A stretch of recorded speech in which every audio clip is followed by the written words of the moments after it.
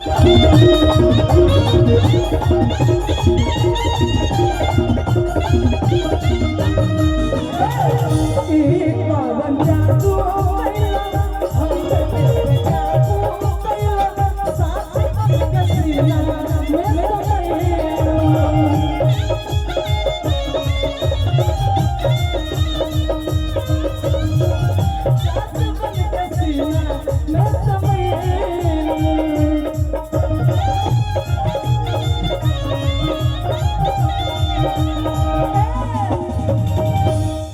जी ऐसे हमको उठाते लगते हैं कि हम 5 साल के लड़का है। कैसे आप उठा लेते हैं? हम देखने में खाली मोटे हो गए हैं, बाकी हल्लुक है ना। बाकी लड़का बताओ तक कि कौन जादू